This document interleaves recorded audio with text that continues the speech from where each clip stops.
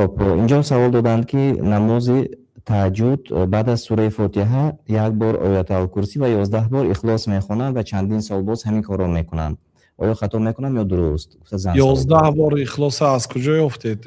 11 بار یعنی دلیل در کار است. برای کلمه، برای عدد 11 دلیل در کار. مثلا پیامبر صلی الله علیه و سلم میگه سبحان الله 33 مرتبه بعد نماز فرض، 33 مرتبه الحمدلله، 33 مرتبه الله اکبر، یک مرتبه لا اله الا الله وحده لا شریک له تا آخرش. اینا دلیل داره. لیکن 11 از کجا یافتید؟ همین کلمه 11 هیچ گپی ندارد. شما اگر قرآن بسیار خوانید، هر چقدر بسیار خوانید همونقدر ثواب، هر یک حرفش ثواب است، 10 ثواب.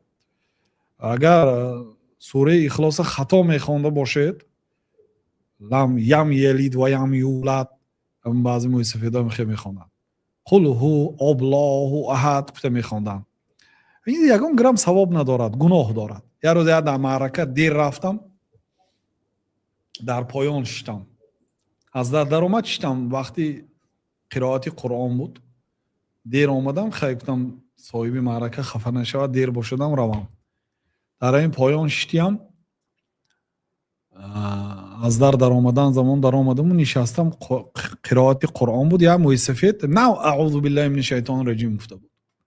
یا سوره از بقره چند آیتی دراز قرائت کرد، یگان کلمه صحت نیست، یگان کلمه سلامت نیست، خطا از کریلی حفظ کردگی. بعد وقتی دعا آمد گفتن دامنو دعا کنید. بعد گفتم که الله از همین گناهی که حاضر از همین تلاوت قرآن حاصل شد، اولا گناهی ما رو بخش. یعنی اینقدر گناه حاصل شد از همین قرائت.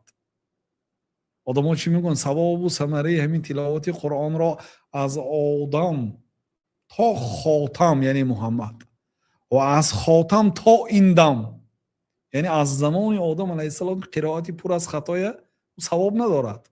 همین با بخش شدن ثوابش. من گفتم این گناهی که از این قرائت قرآن حاصل شد، این گناه های بخش. یعنی همین آدمی که 11 بار قل هو الله احد میخواند، من باوری من که قرائتش خطا هست. برای چی؟ برای اینکه آدمی علمدار 11 بار خیلی گپ نیست. پیامبر صلی الله علیه و آله اونجا نیست که گفته باشن که 11 بار 1000 بار خوانید، 10000 بار خوانید، نشمرده خوانید مایلش.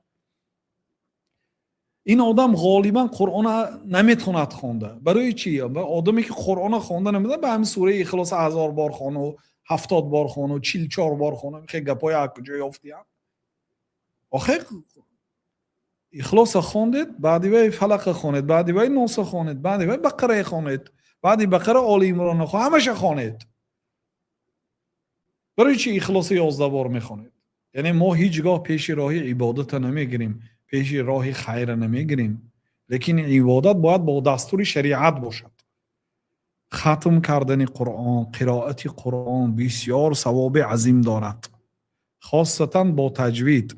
الله تعالی ما را امر کرده، این امر حتمی است، ورتل القرآن ترتیلا، قرآن را درست خونید، با تجوید خونید.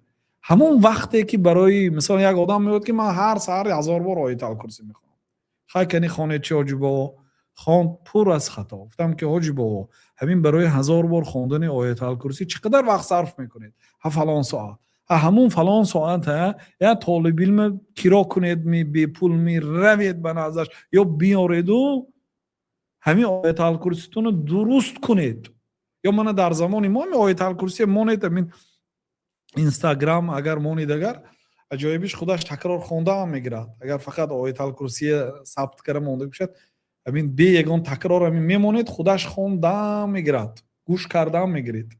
وقتی گوش میکنید شما تلفظ درست کردنش یاد میگیرید. یا به نزد یک قاری میرید، به نزد یک آدمی که قرآن درست خونده میتونه روید تعلیم گیرید. سوره فاتحه درست تلاوت کردن حتمی، آیت الکرسی، فلق، ناس، سوره اخلاص، این سوره هایی که ما در یک شبانه روزی اینا مجبور هستیم قرائت کنیم. اینا باید تعلیم گیرید برادرها. وقتتون برای تعلیم صرف کنید. بعد برای چی 11 بار آخر بگیرید بقره خوانید. پیامبر صلی الله علیه و آله میگه سوره البقره اخذها برکه، سوره بقره خواندن این برکه هست. و در خانه ای که سوره بقره خوانده میشه شیطان ها میگریزد، و از کسی که سوره بقره میخواند به او سحر تاثیر نمیکند. بزرگترین آیت در قرآن کریم این آیت کرسی است در سوره بقره. بزرگترین سوره سوره فاتحه است. قرائت کنید اونها را، همه قرآن را قرائت کنید. بله.